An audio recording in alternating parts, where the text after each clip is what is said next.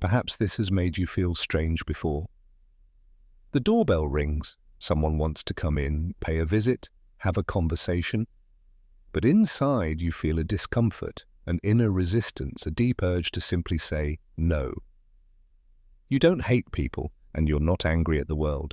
But to be honest, you simply don't enjoy having visitors. You prefer your quiet home, your undisturbed routine, your preserved energy. If this sounds familiar, take a deep breath, because in this video, we're going to talk about something that hardly anyone openly admits, the real, intimate, and often misunderstood discomfort of people who cannot bear it when someone enters their personal space. And no, you are neither rude nor antisocial. According to Carl Jung, the father of analytical psychology, this behavior may point to something much deeper within your nature. Today, I'll show you 6 insights from Jung that explain why some people simply don't like having visitors, and why that is not only natural, but could also be a sign of a valuable inner psychological process. So, stay with us until the end, because if you've ever felt guilty for wanting to be alone, you may realize today that this has much more to do with your psychological development than with a character flaw.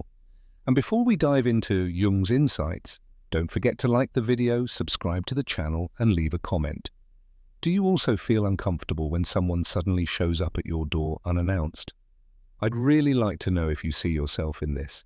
Have you ever wondered why some people thrive during social gatherings, parties, and home visits, while you, on the other hand, feel drained just at the thought of having guests?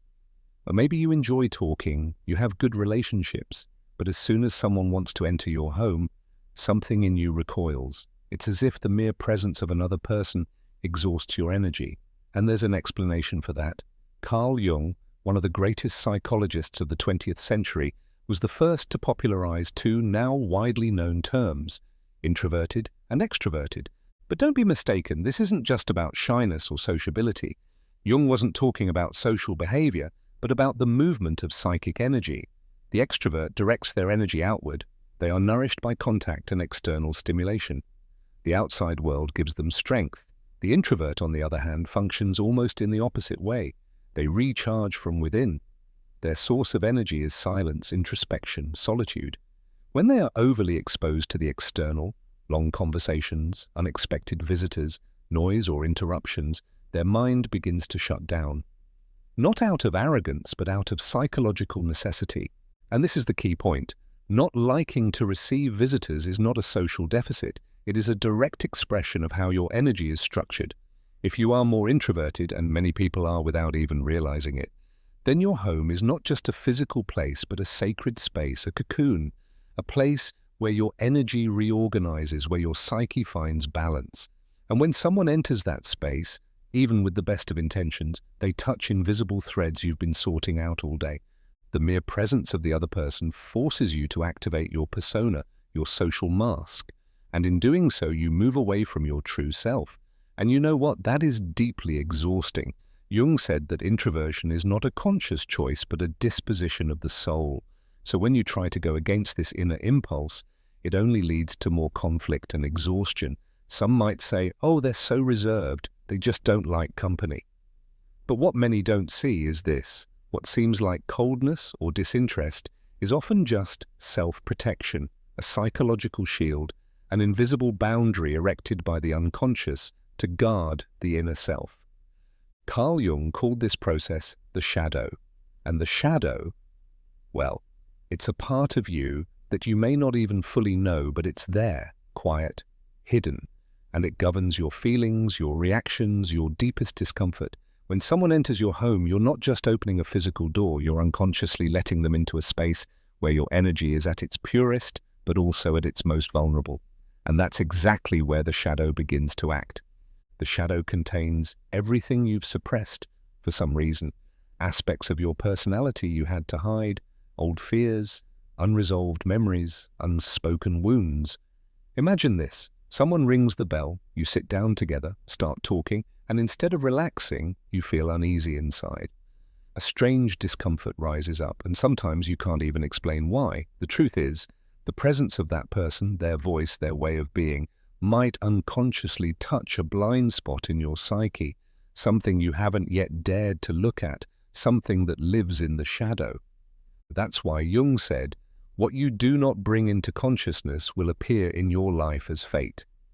And sometimes that fate manifests as social discomfort, a seemingly harmless visit that suddenly stirs up irritation, a sense of invasion, an almost physical urge to ask the person to leave. It's not arrogance, it's your unconscious trying to protect your inner integrity.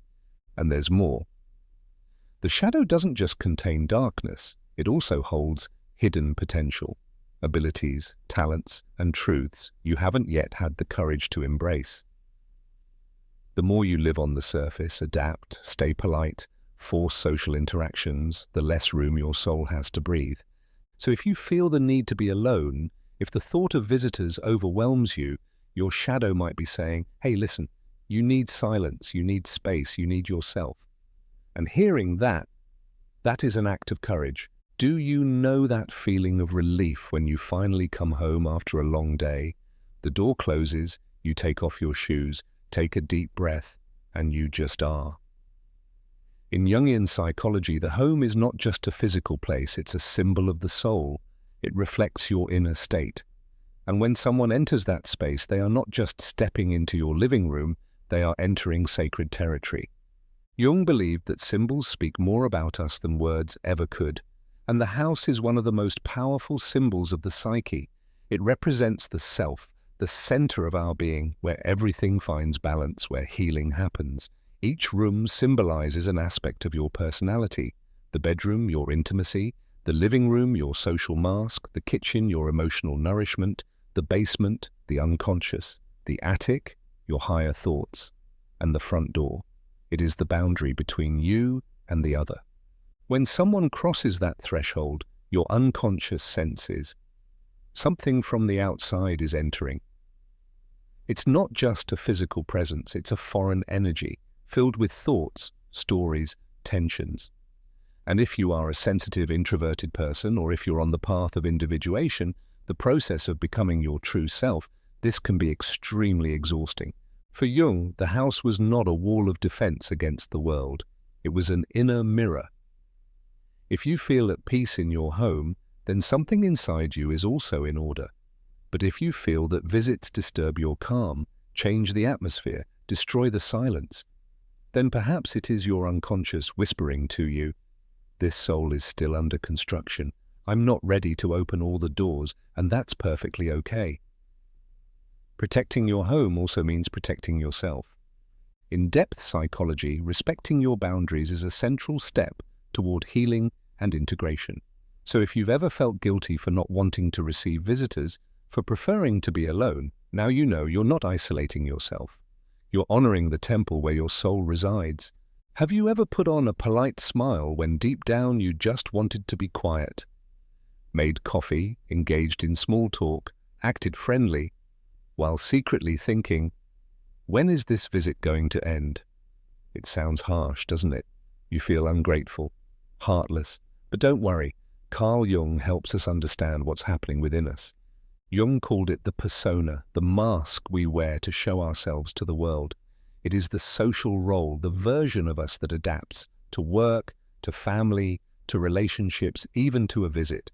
The persona isn't false, but it is limited. It's not your whole soul, just a fragment, usually the most socially acceptable one. The problem begins when you have to wear this mask in your own home, where you should be able to be your true self. For people with a particularly strong persona, and this includes many introverted, sensitive, observant individuals, a visit can be extremely draining. Suddenly you have to perform, choose your words, control your facial expressions, keep track of the length of the conversation, think about the dishes in the sink, the light being too bright or too dim. All of that consumes psychic energy, a lot of it. Jung said, the persona is necessary, it helps us function in society. But when we mistake the persona for our true self, the soul begins to cry out. Perhaps that's why you feel such inner resistance to visits. It's not about disliking people. It's about feeling forced to pretend to uphold a socially acceptable image, even when all you really want is peace, to be barefoot, in silence, staring out the window. And do you know what's even worse? Many people spend years wearing their persona even at home. They welcome guests, make an effort, smile, and are internally completely exhausted, irritated, drained. But here comes a liberating truth, grounded in depth psychology. You have the right to be completely yourself in your own space. You are allowed to say no to visits. You are allowed to decline invitations, to be unavailable. Because while you're trying to please others, you abandon yourself. There are moments when you just want to be alone, not out of drama or sadness, but because your soul is calling for silence. In such moments, many people feel strange, antisocial. After all, we live in a culture that celebrates those who are constantly around people, loud, active, present. But Carl Jung saw it differently. For him, the impulse to withdraw was often the beginning of one of life's most important journeys, the path of individuation. Individuation means becoming who you were born to be, not what society expects, not what your parents projected, not the persona you've adopted, but your true self, with light and shadow, conscious and unconscious, with your essence and your truth. And this process doesn't happen in noise, but in silence, in retreat, in pause. That's why discomfort with visitors isn't just laziness or emotional instability. It is your soul trying to protect you, keeping you away from distractions so you can hear what is being whispered deep within you. There is something inside you that wants to surface, but for that you need time alone. Jung said it clearly. Loneliness does not come from having no people around, but from being unable to express what truly matters to you. And what could be more important than listening to yourself? But how can that happen? In the middle of commotion, with a guest who won't leave, in conversations that don't touch the soul? The truth is, some phases of life demand conscious isolation. Not as an escape, but as immersion. You don't withdraw to disappear, you withdraw to return fully, clearer, stronger, more yourself. While the outside world demands your attention, parties, social obligations, presence, your inner world asks for something else. Stay a moment longer. Don't open the door yet. Take care of yourself first. Maybe you've already felt it while listening, that strange feeling, almost like relief. That quiet, deep calm when someone finally puts words to something you've felt for a long time, but never could explain. And yes, believe it, this discomfort with visitors, this almost physical unease you've long seen as a personal flaw, is actually a reflection of something much deeper.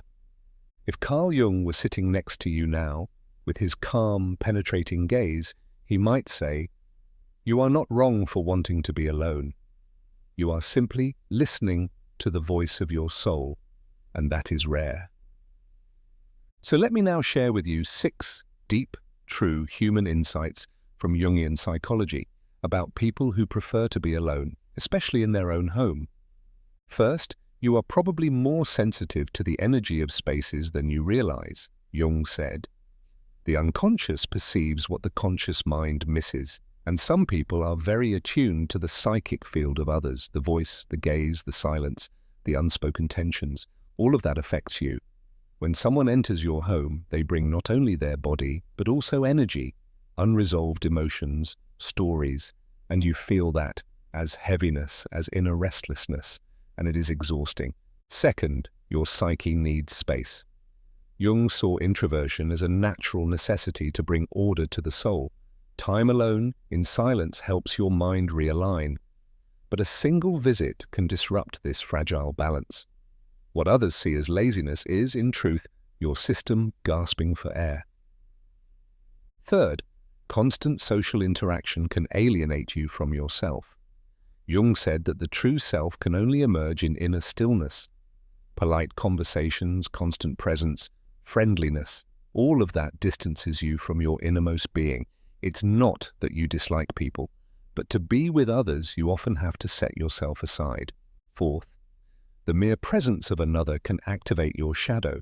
The shadow, Jung's term for everything we have suppressed, memories, traumas, unwanted aspects of our personality. Sometimes all it takes is a casual remark from a visitor, and suddenly you feel restless or irritated. It's not always about the person, it's about what they trigger in you, a part of your psyche that has not yet been integrated. Fifth, this withdrawal you sometimes feel may be the beginning of something sacred, your process of individuation. Jung said that individuation means becoming who you truly are, and that path begins the moment you stop trying to please the world and start listening to yourself. When you realize you need time, silence, distance, not to escape life, but to engage with it more deeply and honestly. And finally, the sixth truth, you are finally learning to listen to yourself.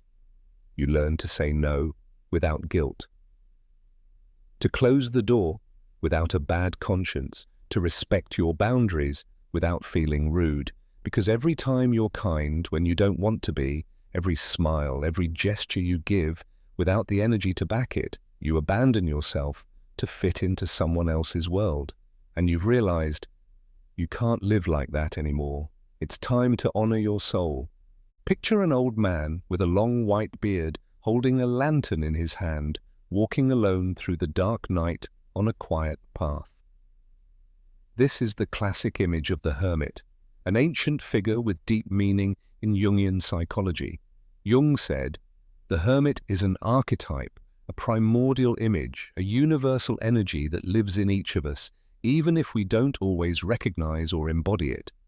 But what does this have to do with you, your desire not to receive visitors and to be alone at home? A lot.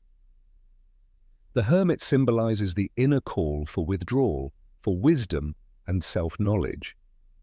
It's the impulse that drives you to close the door and turn off your phone, not to escape, but to hear what is going on inside of you. The hermit lives in silence because he knows only in stillness does the brightest light appear. This archetype doesn't represent empty loneliness or pathological isolation, but the courage to look inward, to face one's own shadows, doubts, fears, and in doing so, to discover one's own inner light. No one else can give you this light, only you can find it. And to do so, the hermit needs a sacred space. Often, that is your own home, your retreat. If you feel that almost irresistible desire not to host guests, to remain in quiet, then it may be your inner hermit calling. He asks you to slow down, not to lose yourself in the noise of the outer world, but to reconnect with your core being. Jung believed that answering this call is essential to mental and emotional health. And you know what? Following the path of the hermit is also an act of resistance against the frantic pace of the world, against superficial relationships, against the constant pressure to be available and social. It is an act of self-love, of soul care.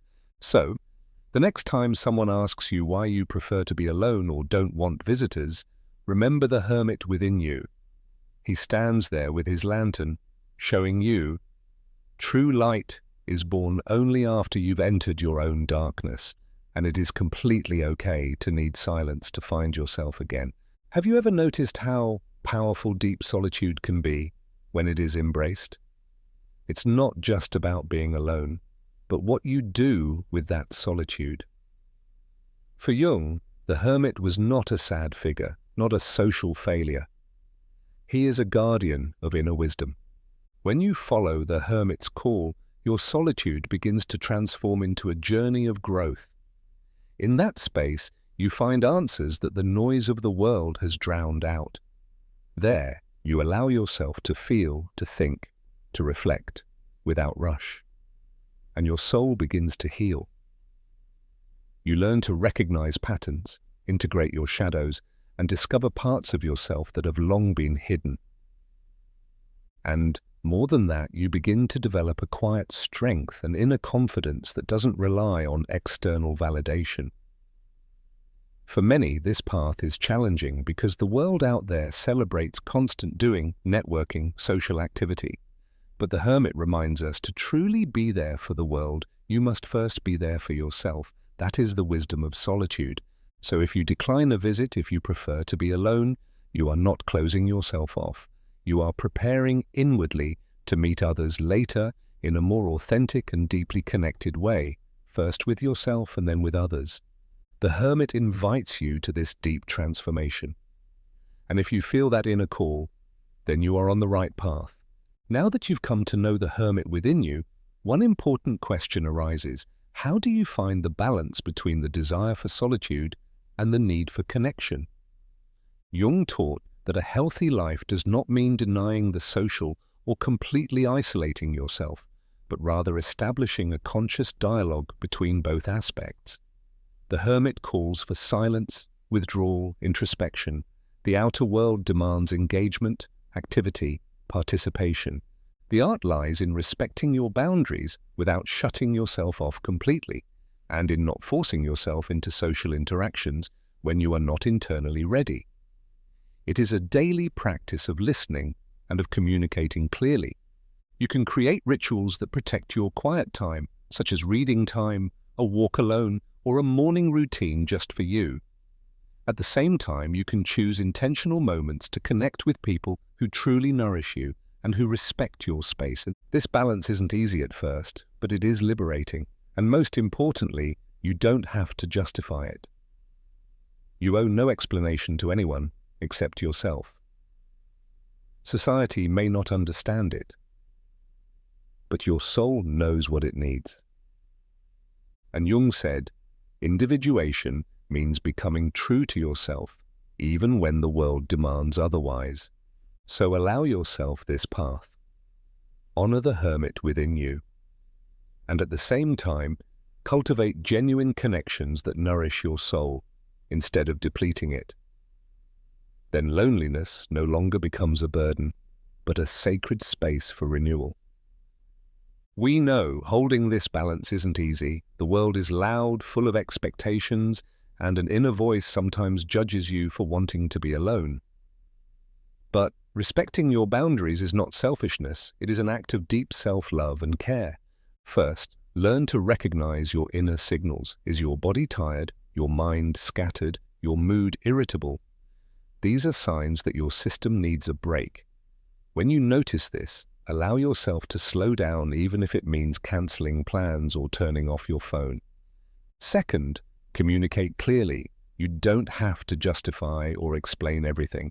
A simple, "I'm staying home today, I need time for myself," is enough. People who love you will understand, and those who don't, that's another story. Third, create a sacred space. It could be a cozy spot in your home, a favorite place in the park, a morning routine just for yourself. There you connect with your innermost being. There, your inner hermit feels safe. And finally, be gentle with yourself. Don't expect to always function or be socially present all the time. You're allowed to just be with yourself. Honoring your longing for solitude means honoring your soul. It's the path to becoming whole, just as Carl Jung taught. Perhaps now, at the end of this journey, you feel something has been touched within you, something deep and true. And that is the great beauty of Jung's work, the uniqueness of every soul. There is no right or wrong way to be. There is only your way. And if your way means staying home away from visitors and noise, that does not make you strange or less lovable. Jung reminds us that individuation, the process of becoming whole, also means embracing all parts of ourselves, even those that society doesn't always value. So when you respect your longing for retreat, you are honoring an essential part of your soul. You don't need to fit into external molds to be happy. Your home, your silence, your solitude, these are sacred spaces where your soul renews itself and grows. There, in that intimate space, you will find the strength to meet the world, in your own way, with authenticity and inner peace. If you take away just one insight today, let it be this: your way of being in the world is valid. Your love of silence is a legitimate expression of your soul, and it deserves respect. Above all, from yourself. We've reached the end of this journey, but in truth, it's only just beginning for you. Together, we've explored the 6 truths of Carl Jung, met the archetype of the hermit, and discovered how solitude can become a source of deep wisdom. Now I invite you to look inward with gentleness. Recognize that your desire to be alone is not a weakness, but a reflection of a deep inner connection. That your boundaries are not walls of selfishness, but acts of true self-care. And that right there in the silence of your own space you hold the possibility to bloom each day, becoming a little more your true self.